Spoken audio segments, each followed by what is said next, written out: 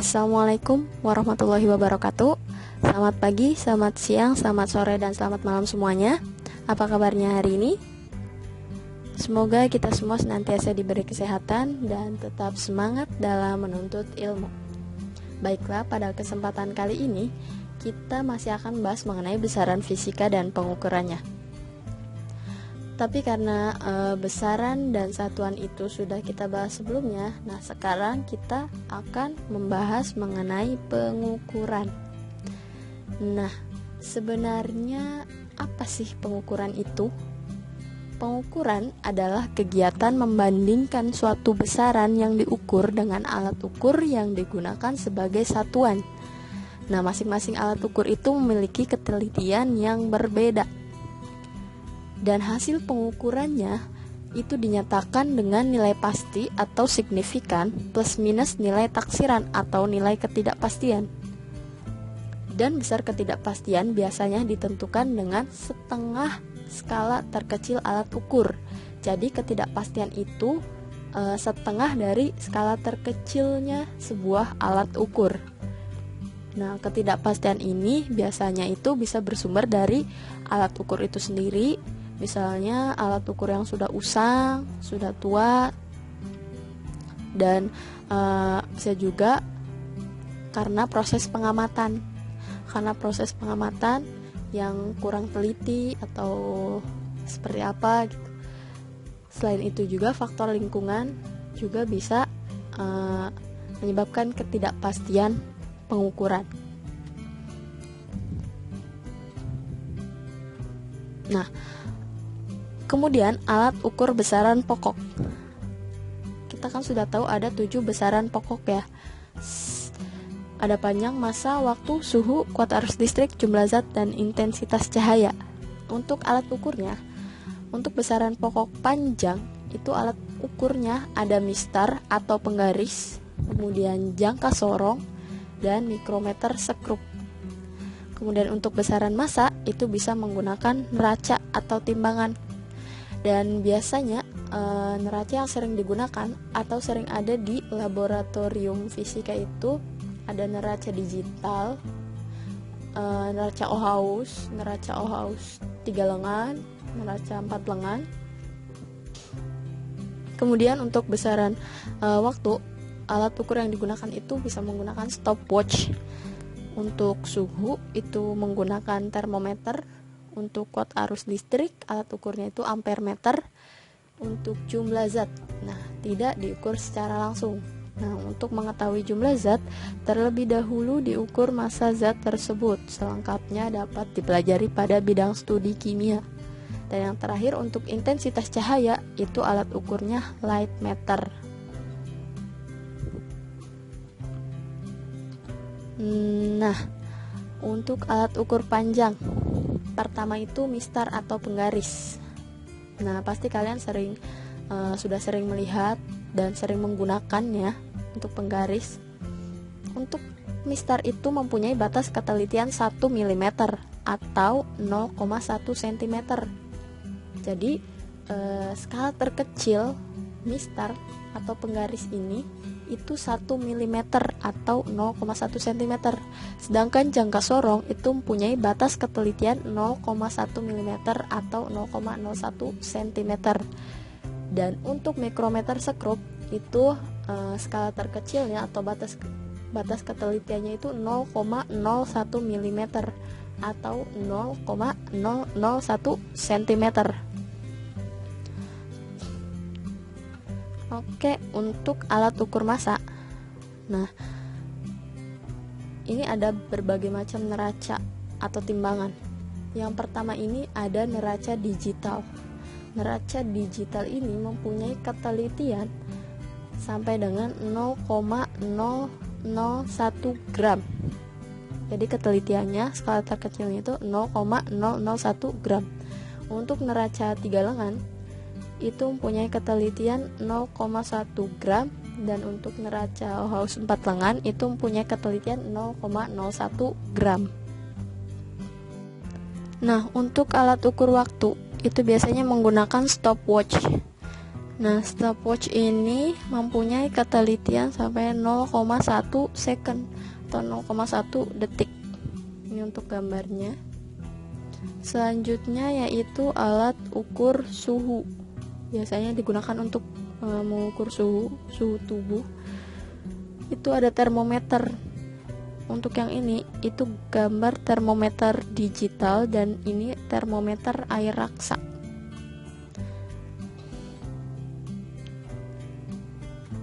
Selanjutnya alat ukur listrik. Untuk alat ukur yang digunakan untuk mengukur kuat arus listrik itu ampere meter. Sedangkan voltameter itu digunakan untuk mengukur tegangan listrik dan ohmmeter itu digunakan untuk mengukur hambatan listrik.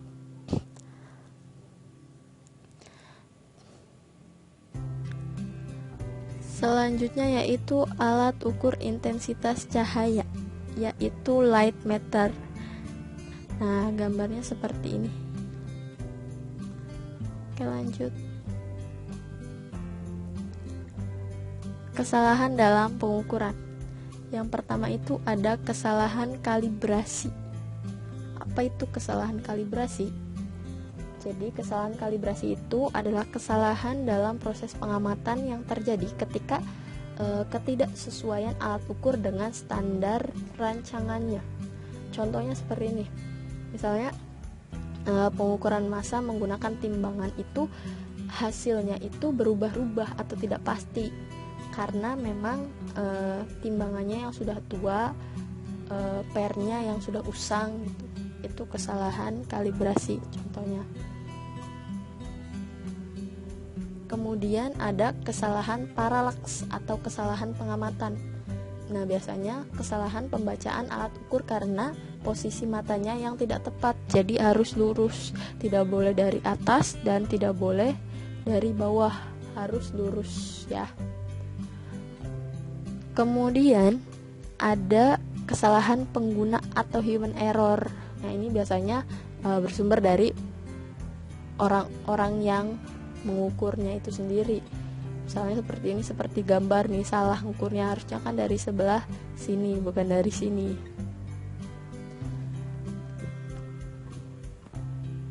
Selanjutnya yaitu angka penting. Nah, apa sih angka penting? Yap, angka penting adalah semua angka yang diperoleh dari hasil pengukuran. Angka penting itu terdiri dari angka-angka pasti dan angka-angka taksiran atau tidak pasti. Untuk aturan angka penting itu sendiri, nah yang pertama itu semua angka bukan 0 adalah angka penting. Contohnya misalnya 362,4. Ini kan semua angkanya bukan 0. Jadi keempat-empatnya ini merupakan angka penting. Jadi 362,4 itu mempunyai 4 angka penting. Kemudian aturan yang kedua, angka 0 yang berada di antara angka bukan 0 adalah angka penting. Contohnya seperti 390,004 mempunyai 6 angka penting. Jadi semuanya ini adalah angka penting karena angka 0-nya berada di antara angka-angka bukan 0. Jadi angka 0-nya itu merupakan angka penting. Kemudian aturan yang ketiga, itu angka 0 yang ada di sebelah kanan angka bukan 0 tetapi terletak setelah tanda desimal itu adalah angka penting. Contohnya seperti ini, 435,0000 mempunyai 7 angka penting. Jadi semuanya itu angka penting karena angka 0-nya itu berada di sebelah kanan angka bukan 0 tapi terletak setelah tanda desimal nih. Jadi angka 0-nya ini merupakan angka penting. Kemudian aturan yang keempat yaitu angka 0 di sebelah kanan tanda desimal dan terletak setelah angka bukan 0 adalah angka penting. Contohnya 45,500 mempunyai 5 angka penting. Jadi semuanya angka penting. Jadi angka 0-nya berada di sebelah kanan tanda desimal dan terletak setelah angka bukan 0. Jadi angka 0-nya merupakan angka penting. Kemudian aturan yang kelima yaitu angka 0 yang terletak di sebelah kanan angka bukan 0 yang terakhir tanpa tanda desimal adalah bukan angka penting. Jadi angka 0 yang terletak di sebelah kanan nih, angka nolnya terletak di sebelah kanan angka bukan 0 dan tidak ada tanda desimal, itu bukan angka penting. Jadi untuk misalnya contohnya 6500000, ini cuma mempunyai dua angka penting, yaitu 6 dan 5. Untuk nolnya itu bukan angka penting, 40 di belakangnya itu bukan angka penting. Kemudian aturan yang keenam yaitu angka 0 yang terletak di sebelah kiri angka bukan 0 yang pertama adalah bukan angka penting. Contohnya 0,00063. Ini hanya mempunyai dua angka penting, yaitu 6 dan 3. 0 yang di depan di sebelah kiri angka bukan 0 itu bukan angka penting. Oke, next.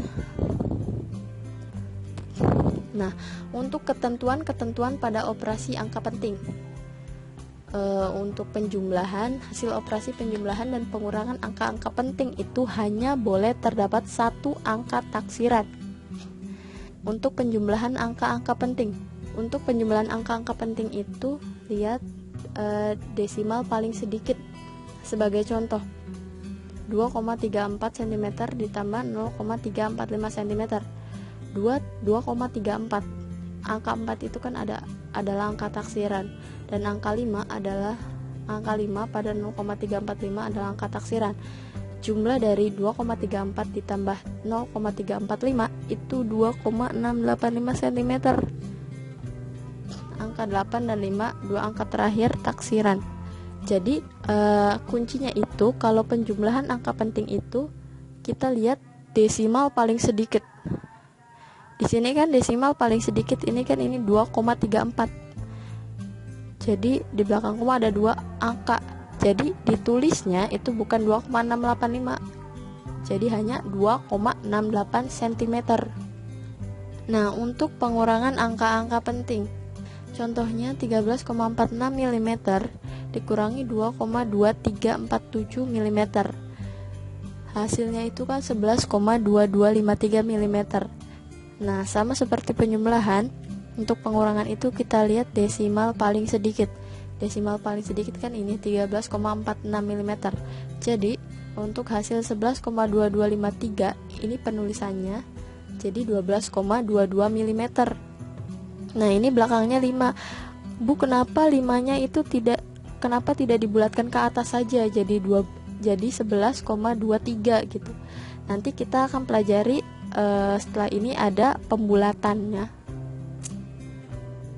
Jadi untuk hasil 11,2253 mm ini ditulisnya hanya 11,22 mm.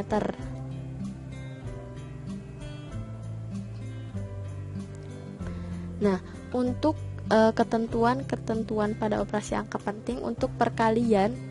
Nah, untuk hasil perkalian dan pembagian angka-angka penting itu sama banyaknya dengan angka penting yang paling sedikit. Untuk perkalian, contohnya 8,141 dikali 0,22. Itu kan hasilnya 1,79102. Untuk yang 8,141 ini kan mengandung 4 angka penting.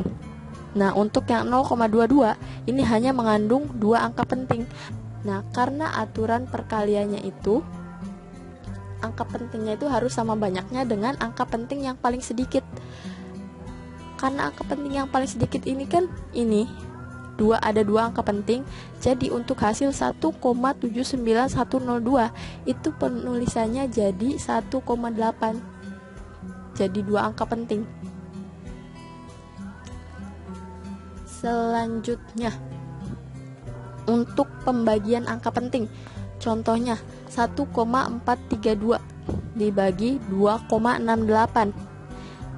Yang 1,432 itu kan ada 4 angka penting, dan untuk yang 2,68 itu kan ada 3 angka penting. Hasil pembagian dari 1,432 dan 2,08 itu kan 0,53432. Karena di sini angka penting yang paling sedikitnya itu ada 3, yang ini kan. Jadi untuk 0,53432 itu penulisannya menjadi 0,534. Jadi hanya ada 3 angka penting. Oke, nah ini untuk pemangkatan atau penarikan akar. Banyaknya angka penting hasil operasi tersebut sama dengan angka penting yang dipangkatkan atau diakarkan. Selanjutnya dibulatkan. Contohnya, yang pertama 25 kuadrat. 25 kuadrat itu kan, atau 25 pangkat 2 itu kan hasilnya 625. Nah, 625 itu kan 3 angka penting. Sedangkan untuk aturannya itu kan harus angka pentingnya itu harus sama dengan angka penting yang dipangkatkan. Angka penting yang dipangkatkan kan ini hanya ada 2, sedangkan ini hasilnya ada 3 angka penting. Jadi penulisannya menjadi 620. Jadi 5-nya kita bulatkan ke bawah. Jadi ini kan hanya mengandung 2 angka penting.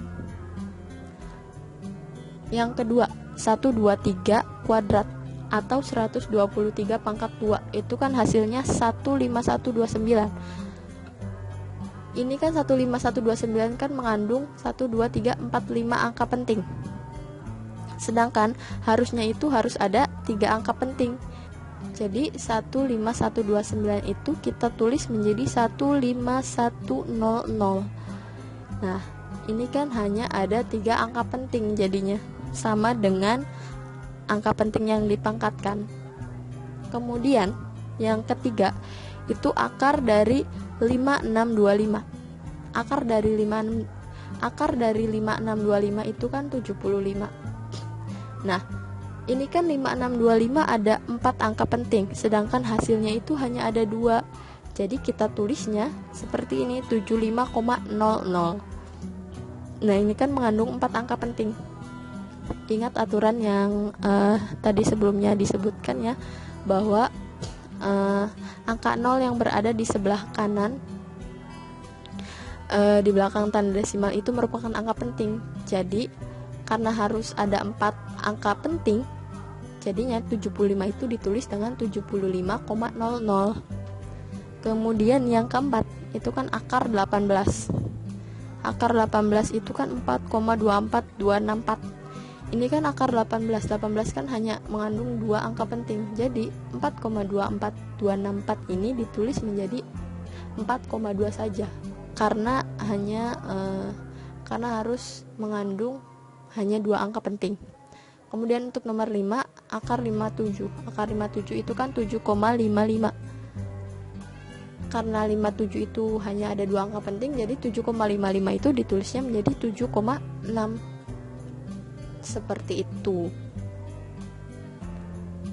Nah, ini dia untuk aturan pembulatan. Yang pertama itu angka 5 atau lebih dibulatkan ke atas. 5 atau lebih dari 5 itu dibulatkannya ke atas ya. Untuk angka kurang dari 5 itu dihilangkan atau dibulatkan ke bawah. Kemudian angka tepat sama dengan 5 dibulatkan ke atas jika angka sebelumnya ganjil, dan dibulatkan ke bawah jika angka sebelumnya genap. Nah, contohnya seperti ini. Ini untuk 24,48. Ini jelas ya, karena ini 8-nya lebih dari 5, berarti dibulatkannya ke atas. Jadinya ditulis 24,5. Kemudian yang kedua, 24,445. Nah, ini kan tepat angka 5. Kita lihat angka sebelumnya itu angka ganjil apa genap. Kalau angkanya ganjil itu dibulatkannya ke atas, sedangkan angka genap dibulatkannya ke bawah. Nah, karena angka sebelum angka 5 ini kan angka 4. Angka 4 kan angka genap, jadi kita bulatkan ke bawah. Jadi 24,44. Dan karena dimintanya hanya 3 angka penting, jadi 24,44 itu bisa ditulis dengan hanya 24,4 saja. Kemudian 24,252. Nah, karena ini 2 di belakang 5 ini kan angka 2. 2 kan itu kurang dari 5. Jadi dibulatkan ke bawah. Jadi 24,25. Nah, setelah jadi 24,25 itu kan di depan 5-nya kan angka 2, angka genap. Jadi 5-nya itu dibulatkannya ke bawah. Jadinya hanya 24,2. untuk selanjutnya 24,250, ditulisnya hanya 24,2. Sama seperti yang di atas, ini kan 00 kan kurang dari, ini kan 0 kan kurang dari 5, jadi dibulatkan ke bawah jadi 24,25. Nah sedangkan 5 nya ini kan depannya itu kan 2 itu kan angka genap, jadi dibulatkannya ke bawah jadi 24,2. Nah selanjutnya itu 24,150. Ini kan 0 pasti dibulatkan ke bawah jadi 24,15. Nah di depan 5 itu kan angka 1 itu kan angka ganjil. Karena angka ganjil maka dibulatkannya ke atas, jadi ditulisnya itu 24,2. Nah untuk notasi ilmiah atau bentuk baku, penulisan notasi ilmiah atau cara baku secara umum itu A dikali 10 pangkat X. Untuk A nya itu angka-angka penting, di mana A nya itu lebih dari sama dengan 1 dan kurang dari sama dengan 10. Sedangkan X nya ini adalah bilangan bulat positif atau negatif. Nah contohnya itu seperti massa bumi. Massa bumi ini kan sama dengan 5,98 kali 10 pangkat 24. Nah 5,98 nya itu adalah A dikali 10 pangkat 24 nya ini adalah X. Jadi penulisannya seperti ini, 5,98 kali 10 pangkat 24. Dan ini hanya mengandung 3 angka penting. Oke, untuk contoh yang kedua, ini kan 0,0000435. Ini bisa kita tuliskan menjadi 4,35 kali 10 pangkat negatif 6. Jadi jika kita ingin memindahkan desimalnya ke belakang sini, nantinya harus dikali 10 pangkat negatif 1. Misalkan ini kan komanya atau desimalnya di sini. Kita ingin memindahkannya di sini. Kita hitung saja pindahnya berapa kali dari sini ke sini. Ini kan ke sini kan 1, 2, 3, 4, 5, 6. Jadinya 4,35 kali 10 pangkat negatif 6. Seperti itu. Nah, terima kasih. Semoga apa yang kita pelajari tadi bisa bermanfaat dan bisa menambah wawasan kita. Terima kasih atas perhatiannya. Kurang dan lebihnya mohon maaf. Wassalamualaikum warahmatullahi wabarakatuh.